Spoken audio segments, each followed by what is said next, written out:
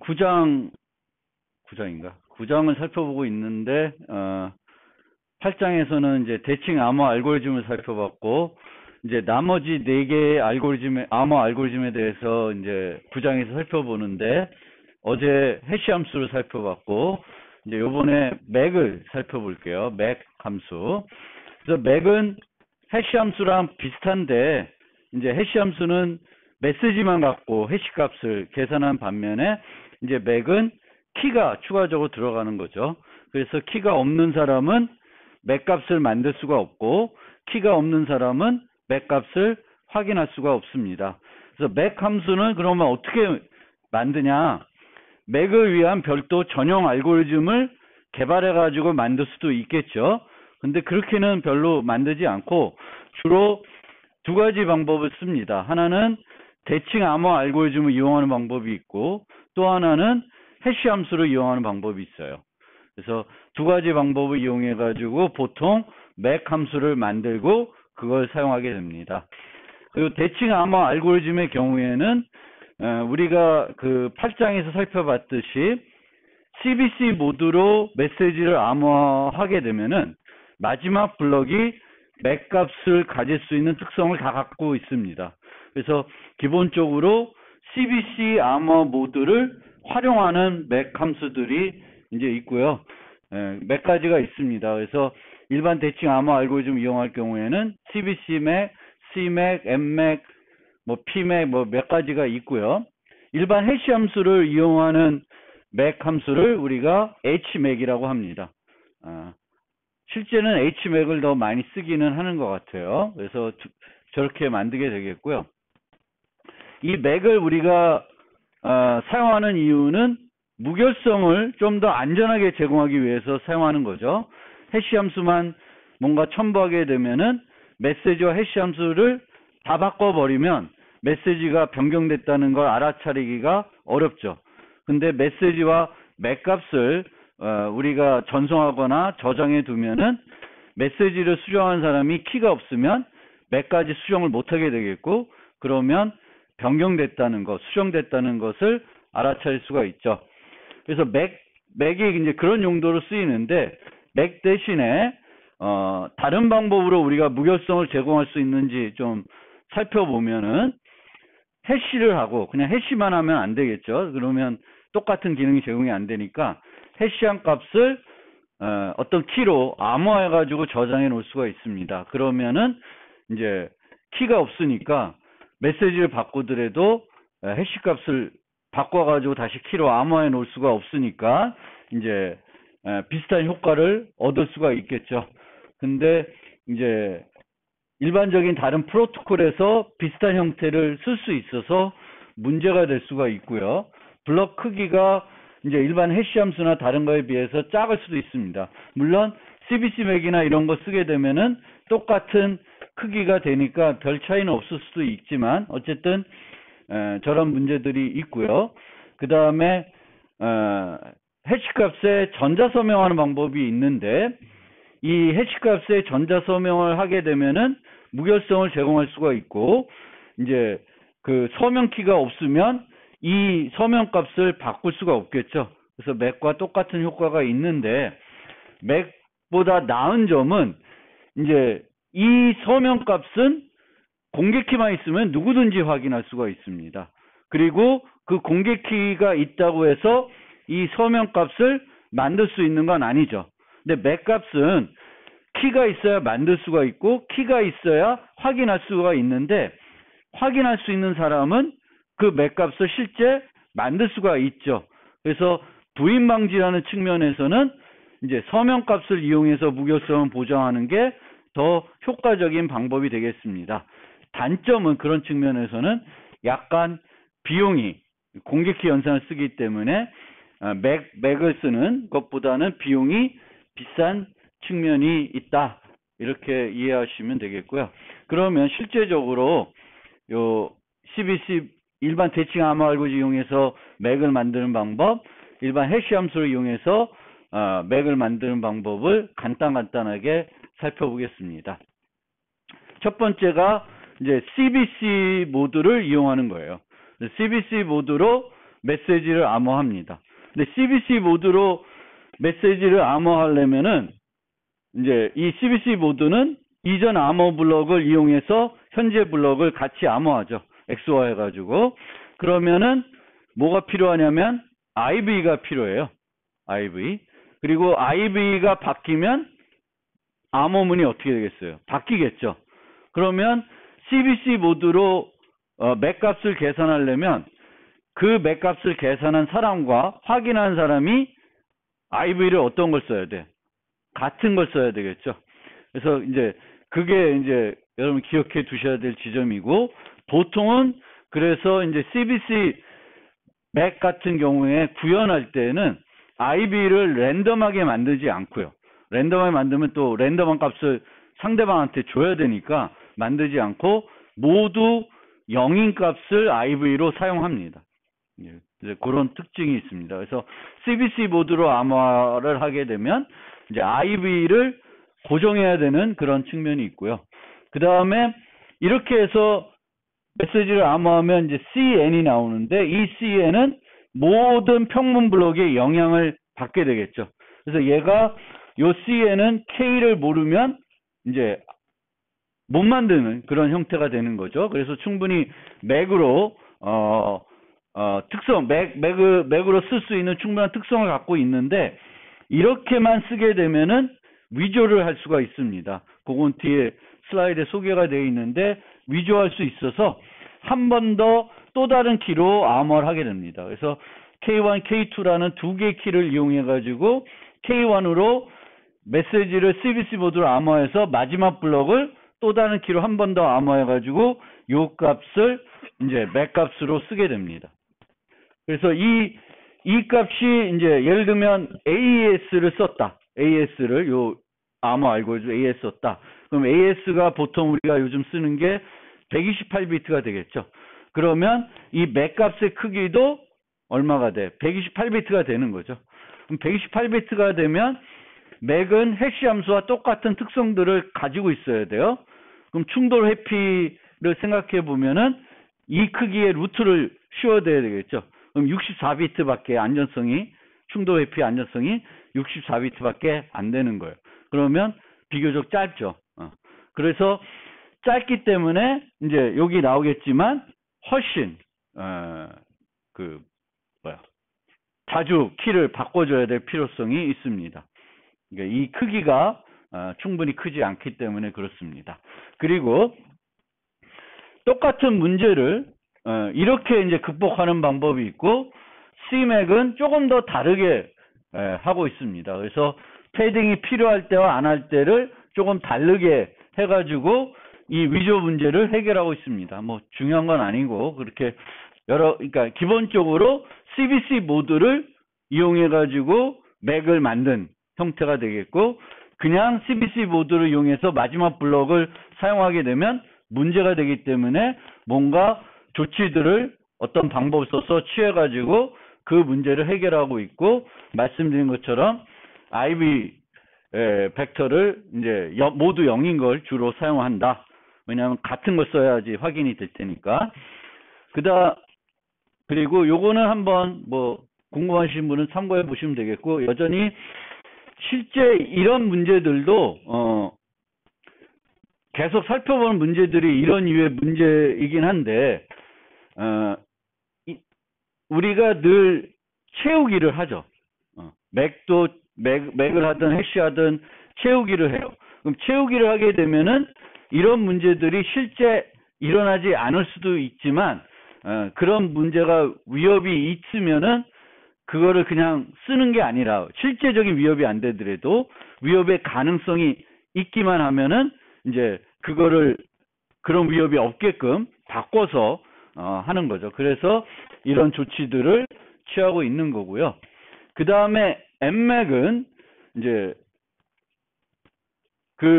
우리가 해시 함수를 만들 때 머클 댐갓 구조라는 걸 이용한다 그랬잖아요. 해시 함수는. 그래서 해시 함수는 어떤 초기 값을 메시지를 키를 이용해서 반복적으로 암호화를 하고 있죠. 그래서 해시 값을 취하게 되는데, 요 MMAC은 비슷해요. 키를 반복적으로 암호합니다. 그러니까 내가 쓸 키를 반복적으로 뭘로 암호해요? 대칭키가 아니라 평문을 나눠가지고 사용하는 블럭 암호의 키 길이로 나눠가지고 계속 암호를 합니다. 그래서 이렇게 하는 게 Mmac이 되겠습니다. Mmec. 근데 이 Mmac은 단점이 뭐냐면 얘가 기본적인 AES라고 합시다. AES. 그러면 AES는 이제 128비트 키를 쓰는데 그 128비트 키를 그대로 쓰는 게 아니라 뭘 해요? 키 스케줄링 알고리즘을 만들어서 라운드 키들을 만든 다음에 라운드 키를 이용해서 또 암호를 하죠. 그러면은 여기서 쓰는 라운드 키, 그 다음에 쓰는 라운드 키가 계속 달라지죠. 그러니까 매번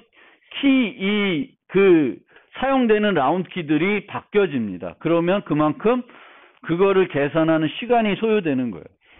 이 앞에서는 각각 암호할 때 K1으로 암호를 하고 있으니까 한번 만들어진 그 키 스케줄링, 라운드 키들을 계속 활용할 수가 있죠. 매번 바뀌는 게 아니니까. 근데 이렇게 만들면은 매번 바뀌기 때문에 조금 더 이제 속도적인 측면에서 안 좋은 겁니다.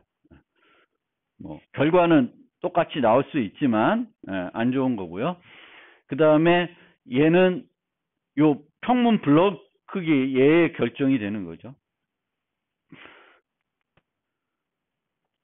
그리고 이제 그 다음에 나온 게 이제 Pmac인데 Pmac 이제 우리가 암호화 모드를 살펴볼 때 CBC 모드를 만들었었잖아요. 근데 CBC 모드가 상당히 안전성 측면에서는 괜찮아요. 근데 문제가 뭐냐면 CBC 모드의 문제는 성능이 안 좋다는 거죠. 그러니까 순차적으로만 암호해야 되니까 속도가 느리는 거예요. 그럼 마찬가지로 지금 CBC나 CBC Mac, CMac, Mmac들은 다 이렇게 순차적으로 계산을 해야 되는 거잖아요. 그래서 성능이 이렇게 좋지는 않아요. 그래서 성능을 좀 향상시키면서 암호 알고리즘을 이용해서 맥을 만든 방법 없을까 해서 나온 게 Pmac입니다. Pmac. 그래서 Pmac은 속도를 향상시키기 위한 목적으로 만들어져 온 거고요. 어떻게 하냐면은 각각 P1, P, N-1 이 P들을 이제 독립적으로 암호를 하는데 그냥 P1을 암호하는 게 아니라 이 G함수로 이용해서 계산된 어떤 값을 XOR한 값을 암호화해서 얘네들을 만들고요. 얘네들을 다 XOR 해가지고 결과값을 만들어내게 됩니다. 근데 여기서 얘네들을 안 쓰면 어떤 문제가 생길까요? 이게 없이 그냥 P1을 암호해서 C1, C2, CN을 만든 다음에 XOR 해가지고 또다시 한번 암호해가지고 맥값을 썼다. 그러면 모든 평문에 영향을 받죠, 얘는. 그러니까 그리고 키 없으면 얘네들 못할 테니까 별로 문제가 없을 것 같은데 얘네들이 없으면 무슨 문제가 돼요? 얘네들은 XOR 하는 거니까 이 평문 블럭들의 위치가 바뀌어도 결과값은 어떻게 돼? 변하지가 않죠. 그래서 그러면은 맥으로는 위조가 가능한 거 아니에요? 블럭 위치만 바꾸면 맥값이 똑같아지면 안 되겠죠. 그래서 얘네들이 들어간 이유는 이제 속도를 빠르게 하기 위해서 XOR 시키고 있는데 모든 블럭들 XOR 해가지고 결과값을 만들어내고 있는데 이 첫 번째 블럭 암호할 때 쓰는 어떤 값 이런 값들이 똑같으면 이제 바꿔치기를 할 수가 있으니까 그걸 못하게 하기 위해서 이제 이런 식으로 뭔가가 추가적으로 들어가 가지고 평문의 위치들을 평문의 위치를 바꾸면은 맥값이 달라지게끔 이제 그런 요소들을 넣어가지고 속도를 향상시키고 있고 또 이 경우에는 이제 이런 식으로 암호하기 때문에 이제 만약에 평문 블럭이 조금만 다르다 그러면은 전체를 다시 계산하는 게 아니라 그 위치만 계산해서 더 빠르게 그 맥값을 또 계산할 수 있는 방법도 있습니다. 왜냐하면 나머지는 똑같을 거 아니에요. 그 위치들만 요 Ci나 C 프라임을 계산해 가지고 XOR 시킬 거니까 기존에 이 XOR 값이 있으면은 지우고 다시 XOR 하면은 바뀌겠죠. 그래서 그런 면에서 이제 인크리멘탈 하다고 합니다. 그러니까 기존에 내가 계산된 어떤 메시지의 맥 값이 있는데 일부만 조금 바뀌었다. 그러면 기존 걸 이용해 가지고 새 맥 값을 되게 빠르게 계산할 수 있는 이점도 있습니다. 그래서 이 P맥 그러니까 항상 이제 암호 기술에서는 안전한 걸 만드는데 이 안전한 것이 성능적으로 문제가 좀 있으면은 그 성능을 좀 개선하기 위한 어떤 방법들을 또 찾게 되는 거고, 그게 하나의 보여주는 게 이제 P맥, 그 CTR 카운터 모드 이런 것들이 되겠죠. 그리고 한 가지 더 소개를 하면은 원타임 맥이라는 게 있어요. 원타임 맥. 그래서 이 원타임 맥은 한 번만 맥 값을 계산할 수 있고 그걸로 끝이에요. 뭐 여러 개 메시지에 대한 맥 값을 계산하면 안전성이 떨어져요.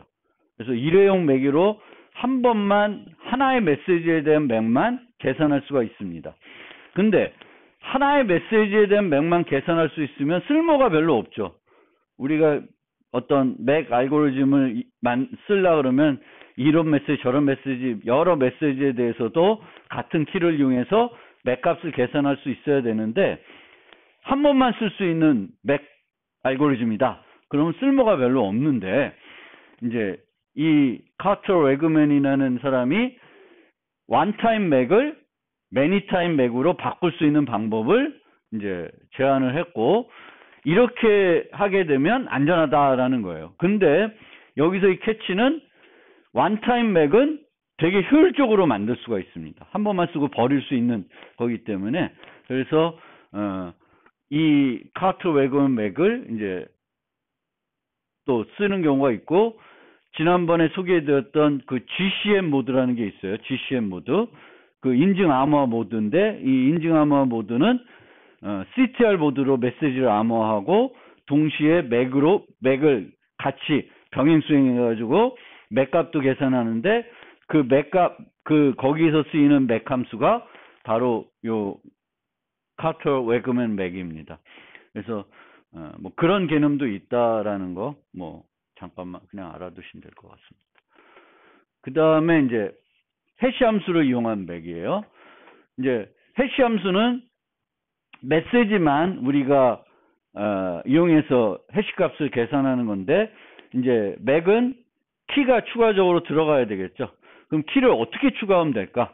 키를 앞에다 붙여가지고 해시하는 거 생각해 볼 수도 있고 뒤에 붙이는 것도 생각해 볼 수 있는데, 요 두 가지 형태는 모두 안전하지 않다라는 거예요. 그래서 앞뒤로 붙이자라는 거고, 앞뒤로 붙이는 형태가 있고, 이렇게 하나로 앞에 붙여서 해시한 다음에 얘를 그냥 쓰는 게 아니라 한 번 더 또 다른 키로 또다시 한번 해시하는 그런 방법을 쓰고 있습니다. 그래서 이런 방법들이 안전하지 않기 때문에 이렇게 되는 거예요. 그래서 우리가 그냥 H맥이면 그냥 메시지 해시할 때 키를 그냥 추가만 하면 그냥 H맥이 될 것 같은데, 그렇게 추가했을 경우에는 안전하지 않을 수가 있는 거죠. 그래서 이제 나온 대안들이고, 그럼 왜 이 형태가 안전하지 않냐? 지금은 이제 그 SHA-3가 나오면서는 이제 스펀지라는 구조를 쓰고 있지만, 그전에는 머클 댐갓 구조라고 해가지고 이제 초기 값을 반복적으로 그 메시지를 키로 이용해가지고 이제 암호화를 해가지고 해시 값을 계산하는데, 이제 이런 형태가 되면 이제 맥KX를 이용해가지고 이 X 프라임을 뒤에 붙인 거를 계산할 수 있게 되는 문제점이 있습니다. 그러니까 얘를 초기 값을 이용해가지고 X 프라임을 계산하면은 이제 이 값이 되는 거죠. 머클 댐갓 구조의 특성상. 근데 물론 여기에 이제 우리가 그 채우기를 붙였기 때문에 실제적으로 얘를 계산할 수도 없지만 이게 별로 꺼림칙한 요소가 되는 거죠. 머클 댐갓 구조는 반복적으로 암호하는 거니까 원래도 해시 함수는 hx가 있으면 hx에다 y를 추가한 거를 hx로부터 계산해낼 수가 있죠. 채우기가 없다 그러면. 그래서 이게 그런 문제가 있고요. 그 다음 얘는 어떤 문제가 있냐면 뒤에 붙이는 거니까 얘도 뒤에 붙이기 때문에 이제 만약에 우리가 hx와 hx 프라임이 충돌을 찾았으면 이제 이것도 똑같아지는 이 머클덴가 구조 특성상 똑같아지는 문제가 있습니다. 그래서 이제 이런 문제들 때문에 이게 이런 문제들이 실제적인 위협이 되는 문제는 아니에요.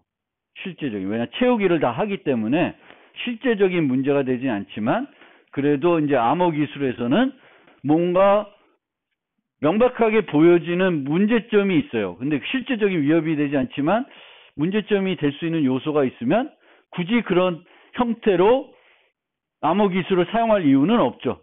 그래서 이제 그런 문제들이 없는 형태를 이제 사용하게 되겠고 그게 이제 이런 형태가 되겠습니다.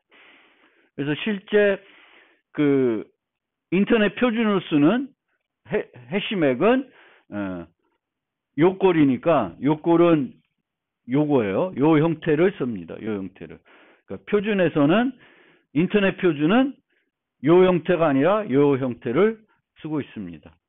그래서 K가 들어오면 K에다가 이제 아이패드 붙이고 오패드 붙이는데 왜 이렇게 두 개를 붙이냐면은 여기 보면 다른 키가 두 개 들어가야 되겠죠. 그래서 K로부터 K1, K2를 만들기 위해서 이 표준에서는 이 아이패드와 오패드라는 그 정해놓은 어떤 값들을 붙여가지고 이제 해시를 하고 있습니다. 그래서 이게 이제 HMAC 표준이고요.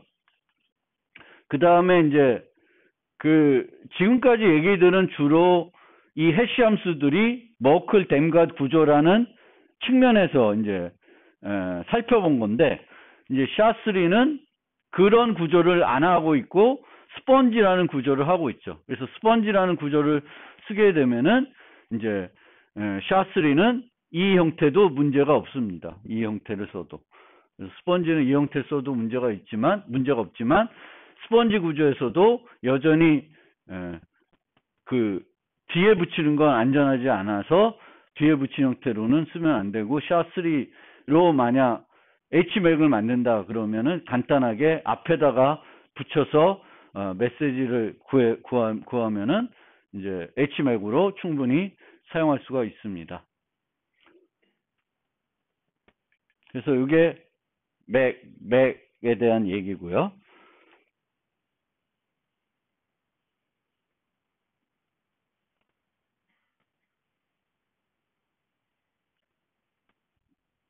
해시 함수를 쓰는 것도 간단해요. 간단해서 이제 해시 함수를 그 구현되어 있는 그 객체를 얻어야 되니까 그걸 하는 게 이제 요겁니다. 메시지 타입. 어제 암호할 때는 사이퍼라는 걸 썼었죠. 사이퍼라는 걸 썼었고 그 해시 함수 할 때는 메시지 다이제스트에서 요 팩토리 메스 get 인스턴스에 내가 쓸 그 해시 함수 알고리즘을 여기다 넣어주면 돼요. 샤3 256, 샤256, 샤1. 샤256이 샤2예요. 샤2는 이제 224, 256 뭐 이렇게 있죠. 네 가지가 있고 샤3는 또 3라고 붙였습니다. 그래서 얘가 샤2가 되는 거고 샤1은 160비트로 고정되어 있으니까 이제 쓰고 업데이트 그 다음에 최종적으로 다이제스트. 업데이트를 여러 번 할 수가 있고요. 그래서 다이제스트를 부르면은 이제 최종적으로 해시 값을 계산해 줍니다.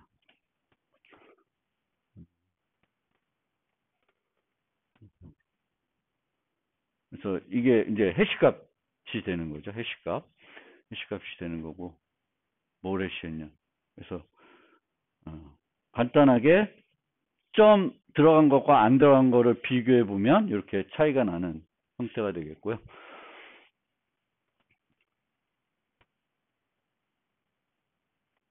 맥은 이제 여기 get instance 해가지고 비슷하게 이제 HMAC, SHA-1 그러면 HMAC이고 내부적으로는 SHA-1 함수를 쓰고 있는 거예요. 그래서 얘는 이제 키를 만들어야 되겠죠. 키를 만들고 그 키를 어디서 주고 있어? 여기서 여기가 이제 그러니까 아까는 메시지 다이저스트고 이제 맥 할 때는 맥이라는 걸 써서 맥에서 get instance에서 하는 거고 요거는 이제 그 키 만드는 거죠. 키 대칭 키. 그러니까 키를 만드는 거는 뭐 AS에서 키 만들 때 여기 AS 줬었듯이 이제 HMAC 만들 때는 그 내가 만들려는 알고리즘의 이름을 주면 거기에 맞는 키를 랜덤한 키를 만들어 주고요. 이 만든 키를 또 여전히 그냥 넣는 게 아니라 그 키 스펙에 넣어가지고 여기는 이제 맥을 만든 다음에 init에다가 키를 주고 update 한 다음에 to final 해가지고 하고 있습니다. update to final은 사이퍼에서 쓰던 함수랑 똑같은 거예요. 그래서 update to final 그래서 쓰시면 얘가 맞아요.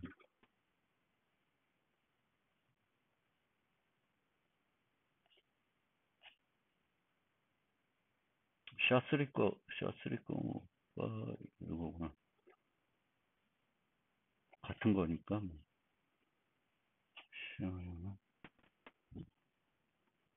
맥키, 맥밸류, 그 차이가 있겠죠. 점점한 거의 차이. 그래서 여기 보면 보통 맥키의 길이를 그 맥 사이즈와 똑같은 크기로 보통 많이 써요. 그래서 그러니까 일반적인 특히 HMAC 같은 경우에는 그 키의 길이가 대칭 키보다 훨씬 긴 형태로 한 번은 어떤 그 해시함수의 특성상 이제 긴 그 블럭 크기만큼 돼야 되기 때문에 이제 맥 키가 비교적 길다라는 걸 알아두시면 되겠습니다. 그래서 얘도 이렇게 뭐 쓰는 건 별로 어렵진 않고요. 그 다음 이제 공개키인데 이제 공개키는 크게 인수분해를 이용하는 알고리즘 그리고 이산대수를 이용하는 알고리즘 두 가지가 있고요. 이산대수를 사용하는 알고리즘은 타원곡선을 이용하도록 바꿀 수가 있습니다. 그래서 크게는 지금 쓰이는 이제 공개키 암호 알고리즘은 이제 인수분해 기반한 거, 이산대수 기반한 거, 타원곡선 기반한 거. 근데 타원곡선 기반한 거는 이산대수 기반한 거랑 뭐 차이는 없습니다. 이제 군을 어떤 걸 쓰냐 거기서 차이가 있고요. 그리고 이제 인수분해를 이용하는 알고리즘의 대표적인 게 바로 RSA 알고리즘이죠. 그래서 우리가 쓰는 보통 TLS에 쓰이는 인증서들 보면은 다 RSA 키를 많이 쓰고 있죠. 그래서 이 RSA 알고리즘은 그 MIT에 있는 저 사람들이 만든 거고 리베스트는 이제 지금 MIT 교수로 아직 재직 중이고요. 가장 널리 사용하고 있는 공개키 알고리즘입니다. 그래서 잠깐 이제 키의 안전성을 보면 요 사이트에 가면은 이제 그 미국 뭐 여러 기구에서 그 제시하고 있는 키 길이가 있습니다. 그래서 그 중에 제가 이제 미국 리스트에서 이제 그 권장하는 키 길이를 갖고 와봤는데, 그래서 내가 112비트 안전성을 원한다, 128비트를 원한다. 그러면은 이제 뭐 얘는 실제적인 128, 192, 256 쓰는 거니까 별로 얘를 살펴볼 건 아니고 이쪽을 살펴보실 필요가 있어요. 공개키 측면에서. 그래서 내가 128비트의 안전성을 원하면은 112비트의 안전성을 원하면은 인수분해 그 RSA에서의 그 법 N 값이 2048비트가 돼야 되고 128비트가 원하면 3072비트가 돼야 돼요. 그 숫자의 크기가 엄청나게 큰 것들입니다.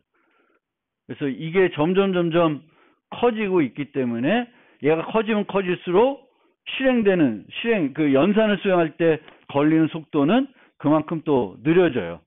그래서 이런 문제가 있고, 더 큰 문제는 여기는 뭐 2030년 그 이후에도 뭐 이렇게 써 있는데, 이제 그 이후가 되면 양자 컴퓨팅이 현실화돼 가지고 뭐 여기 써 있는 게 아무런 의미가 없을 수도 있죠. 왜냐하면 양자 컴퓨팅 현실화되면은 얘나 다 쓸 수가 없게 되는 겁니다.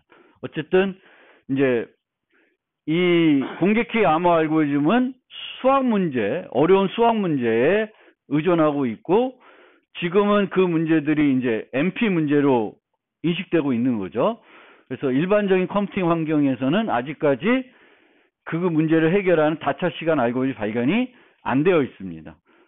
지수 시간 알고리즘이고, 지수 시간 알고리즘이니까 키 길이를 그 문제의 그 어려움을 크게만 만들어 놓으면은 그걸 해결하는데 걸리는 시간이 너무너무 많이 걸리는 거죠.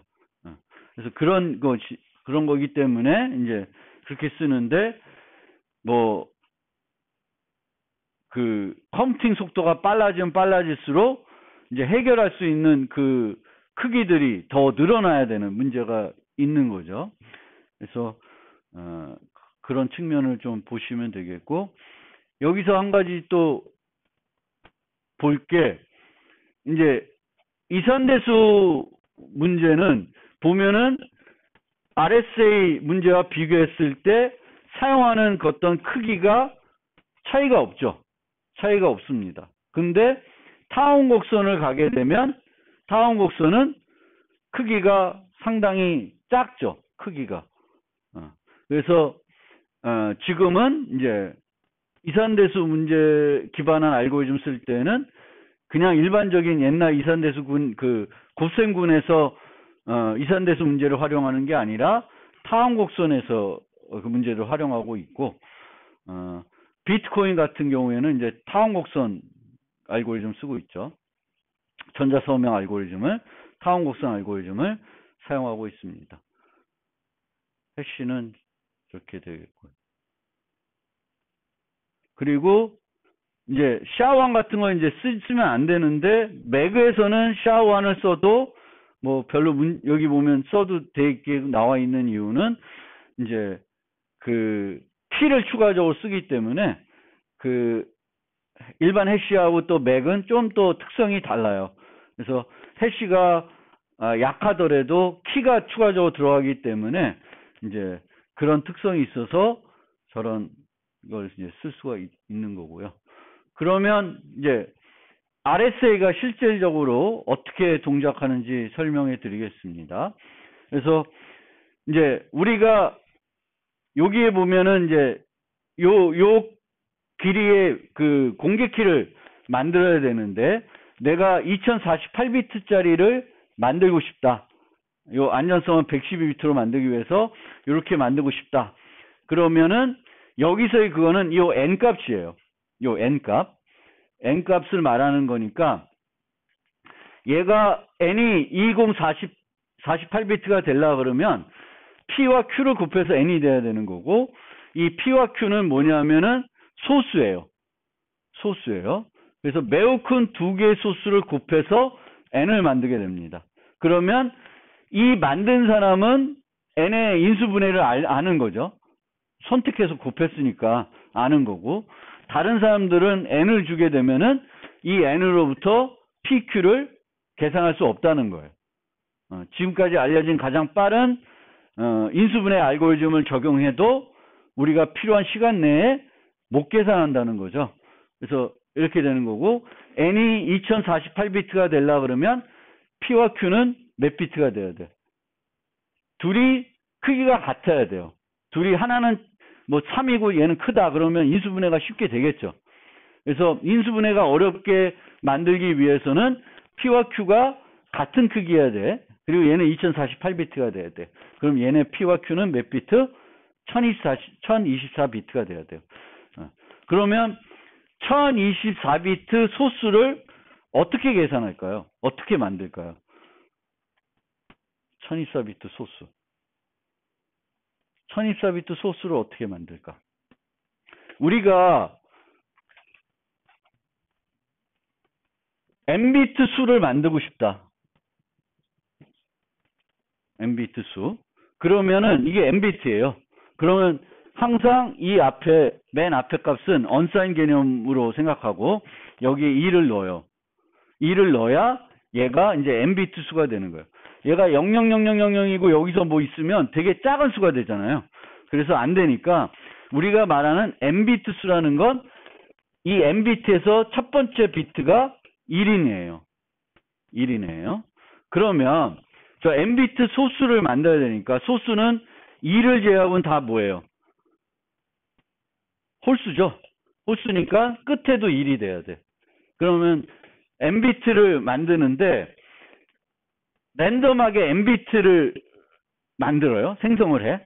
생성을 하고 난 다음에 여기는 1이었으면 그냥 내버려두면 되는데 아니었으면 1로 바꾸고 얘도 1로 바꿔요. 그러면 여기가 n비트 수가 되는 거죠. 랜덤한 n비트 수를 만든 거예요. 그러면 이 랜덤한 n비트 수가 소수인지 소수 판별 알고리즘을 적용시킵니다. 소수 판별 알고리즘은 되게 효율적으로 할 수가 있어요. 하여튼 있어요. 그래서 우리가 결정적인 방법으로 n비트 소수를 만드는 알고리즘도 있는데 그 방법보다는 주로 쓰는 게 랜덤하게 만들고 맨 앞에 1, 맨 뒤에 1, 그 다음에 얘를 소수인지 아닌지 판별해요. 소수가 아니다. 그럼 버려. 다시 해. 그래서 그렇게 해가지고 두 개를 만드는 거예요. P, Q. 그럼 이렇게 만들게 되면은 얘는 뭐 99.999% 소수가 되는 거죠. 실제 소수일지 아닐지는 모르는 건데 그게 확률적인 알고리즘이기 때문에 그렇습니다. 효율적인 우리가 소수 판별하기 위해서 다 루트 n 이하 수로 나눠 보면 그건 답이 없죠. 그거는 되게 느린 알고리즘이고 우리가 그냥 수업 시간에 뭐 100 이하 뭐 아니면 뭐 작은 수 나올 때는 루트 n 이하로 나눠 보면 되는데 이런 큰 수들은 그렇게 하면 안 되는 거고 소수를 판별하는 알고리즘들이 있는데 그 알고리즘들은 보통 확률적인 알고리즘들이에요. 그래서 오류가 있을 수 있어요. 그래서 되게 낮은 오류지만 있을 수 있습니다. 근데 해가지고 뭐 해봤더니 잘 안 돼. 그럼 잘 안 되는 이유는 PQ가 소수가 아니기 때문에 그래요. 그럼 빨리 버리고 다시 만들면 되는 거니까. 그러니까 그런 식으로 소수를 만든다. 소수를 우리가 만드는 방법이 그렇습니다. 그래서 소수를 PQ를 만들고 나서 PQ를 곱해서 n을 계산하게 돼요. 그 다음에는 파이 n이라고 하는 애를 계산하게 되는데 파이 n은 n이 PQ 소수 두 개 곱이면 P-1 곱하기 Q-1이 돼요. 바로 계산하면 되고 파이 n은 뭐냐 하면은 n보다 작은 애들 1부터 n-1까지 수들 중에 n과 서로소인 수들의 개수입니다. 서로소인 수들의 개수. 그래서 P-1 곱하기 Q-1을 하면은 그 개수가 되겠고 파이 n을 계산한 다음에 2를 랜덤하게 선택을 할 수가 있습니다. 파이 n과 서로소인 2를 랜덤하게 선택할 수 있는데 주로 3이나 6, 5, 5, 3, 7을 선택합니다.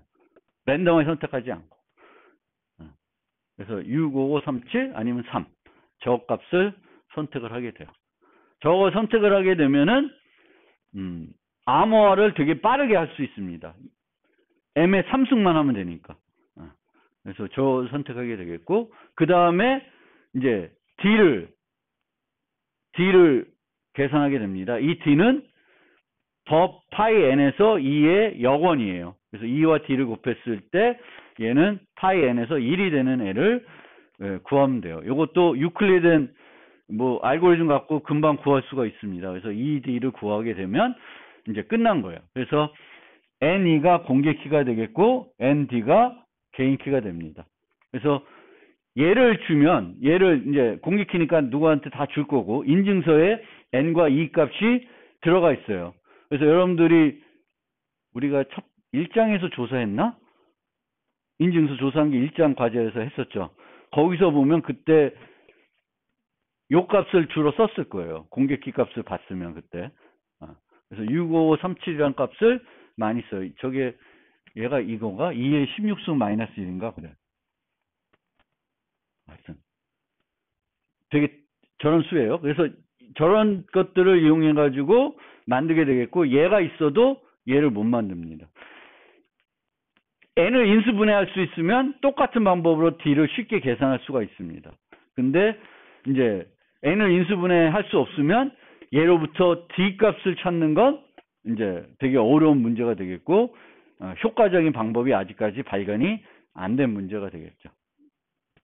그러면 이렇게 공개키와 개인키를 만들었으면 암호화를 어떻게 하냐? 메시지가 m보다 작은 어떤 값이 있으면 그 m을 2승하게 됩니다. 2승. 2 이코 3이니까 3승하는 건 되게 빠르게 할 수가 있겠죠. 얘도 특별한 수이기 때문에 우리가 거듭 제곱할 때 사용하는 알고리즘이 뭐예요? 빠른 알고리즘이? 스퀘어 앤 멀티플라이라는 알고리즘이 있어요. 처음 들어봐? 스퀘어 앤 멀티플라이. 그래서 이제 원래는 뭐 x의 17승이다. 그러면 x를 16번 곱해야 되는 거잖아요. 근데 그렇게 안 하고 x제곱 구한 다음에 x제곱에 x제곱 곱하면 x4승 나오고, x4승 곱하기 x4승 하면 x8승 나오고, x8승 곱하기 x8승 하면은 x16승이 나오죠. 그러면 x16에다가 x 곱하면 x17승이 나오는 거죠. 그럼 몇 번 한 거야? 한 번, 두 번, 세 번, 네 번. 이것도 해야 되겠구나. 5번. 16번 한 거보다 5번 하는 거죠. 거의 로그 n번만 하면은 구할 수, 이게 스퀘어 멀티플라이예요. 이 스퀘어 멀티플라이를 효과적으로 할 수 있는 애가 또 65537입니다. 그래서 65537을 선택을 해요. 얘가. 그래서 이 공개 키로는 65537 또는 3을 많이 선택하게 되겠고, m에 65537 한다고 해서 m을 65,536번 곱하는 건 아니에요. 그렇죠? 그래서 빠르게 계산할 수가 있습니다. 그러면 이렇게 해서 C를 계산하게 되면 그 복호화는 어떻게 하냐? 이 C 값에다가 다시 D승을 하게 되면은 M이 나옵니다. 왜 M이 나오냐? M이 N과 서로서라고 가정을 하게 되면 C의 D승은 C가 M의 2승이니까 M의 2D승이 돼요. 근데 이 D는 파이 N에서 1과 서로소인 애예요. 그러면 이렇게 표현할 수가 있을 것이고, 얘를 좀 풀었으면 이렇게 되는데, 오일러 법칙에 의해서 M의 파이 N승은 법 N에서는 1과 같습니다. 그럼 얘가 없어져요. 오일러 파이 N. 그래서 성립해요. 그러면 M이 N과 서로소가 아니면 어떻게 되냐? 아닌 경우에도 증명할 수가 있습니다. 성립한다는 것을. 그래서 이렇게 하는 거고, 그런데 여기서 또 여러분들 하나 알아두셔야 될 게, 2는 3이나 65537 같은 걸 써서 빠르게 할 수가 있죠. 그런데 거기에 대응되는 D값은 무지막지하게 큰 값이 돼요. 그래서 이 C의 D승하는 건 상당히 느려요. 스퀘어 멀티플라이 이용하더라도. 그 얘기는 뭐냐면은 RS에서는 암호화 연산은, 공개키로 암호화하는 연산은 되게 빠르게 효과적으로 할 수 있는데, 개인키로 암호화하는 거, 또 복호하는 거는 상당히 느리다는 거예요. 그러니까 대칭적이지 않죠. 똑같은 비용이 드는 게 아니에요. 얘는 싸, 얘는 되게 비싸. 그런 형태가 되겠습니다.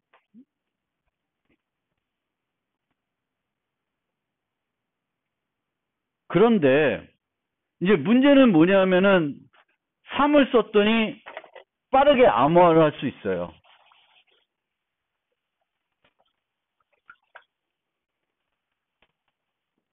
근데 결과값이 8이야. C가 8이야. 그럼 M은 뭐예요? 2는 3이었어요. 2죠. 그렇죠? m은 2가 되는 거예요. 그러니까 2 이퀄 3을 썼더니 어떤 C 값을 보면은 m이 뭔지 내가 D를 몰라도 쉽게 알 수가 있잖아요. 그래서 그러면 안 되겠지. 그래서 어떻게 하냐면은 OAEP라는 형태로 메시지를 암호합니다. 그러니까 일반적으로 어떤 큰 값을 암호하면 문제가 없는데 이렇게 작은 값을 암호하면은 m이 뭔지 누구든지 쉽게 알 수 있고 알 수가 있어요. 뭘 삼승했는지 알면 되니까. 그래서 이 OAP는 이 m을 어떤 크기로 만드냐면 m비트 크기로 만들어주는 거예요. 랜덤한 요소를 넣어서 m비트 크기로 바꿔주는 겁니다. 그래서 2승을 하게 되면은 이제 이런 문제가 없어요. 그래서 OAEP는 이제 수학적인 특성 때문에 이제 우리가 빠르게 하기 위해서 2를 3이나 655, 37을 쓰게 되는데 그렇게 쓸 경우에는 이제 결과값으로부터 이제 평문을 유추할 수 있는 문제점들이 있어서 안전하게 암호하기 위해서 2를 3이나 5나 작은 값을 쓰더라도 안전하게 만들기 위해서 하는 게 OAP라고 하는 거고, 이 OAP는 내가 암호하려는 m을 n과 같은 크기로 바꿔주는 거예요. 랜덤한 요소를 넣어서. 그리고 얘를 풀면 그 랜덤한 요소는 쉽게 제거할 수 있게 되어 있죠. 뭐 자세한 거는 뭐 꼭 우리가 골라주세요. 근데 이제 메시지가 m이 m보다 커. 그러면 안 되겠죠, 이걸로. 그럼 얘도 또 나눠야 되잖아. 근데 이렇게 나눠서 그 RSA를 적용하기에는 또 암호 모드 필요하고 보니까 절대 그렇게는 안 해요. 그래서 이제 공개키는 성능도 느리니까 작은 메시지, m보다 작은 애들을 암호할 때만 쓰이고, 작은 애들 암호할 때도 그대로 암호 안 하고 보통 OAP라는 걸 써서 암호를 하게 돼요. 그럼 일반적인 메시지를 공개키로 암호하고 싶으면 어떻게 하냐? 보통 이런 방법을 쓰게 됩니다. 그러니까 이 C는 랜덤한 값을 이 GN, 그러니까 n보다 작은 애를 랜덤하게 하나 선택을 해가지고 걔를 이용해서 대칭키를 만드는 거예요. 인증 암호화 대칭키를 만들고 이제 공개키로 암호하는 건 뭐만 암호해요? 이 키들을 생성할 때 필요한 랜덤 값만 암호하는 거예요. 그러니까 RSA로는 절대 어떤 파일 같은 걸 암호하지 않지. 파일을 암호하고 싶은 파일은 대칭키로 암호하고, 실제 RSA로 암호하는 건 뭘 암호해요? 대칭키를 암호하는 거고, 여기서는 대칭키가 아니라 대칭키를 생성할 때 쓰이는 랜덤 값만 암호한 거죠. 물론 K를 암호해도 되겠죠. 근데 뭐 K를 암호하는 게 아니라 이제 보통은 이제 이렇게 K를 KDF 같은 데 넣어서 이제 만들게 됩니다.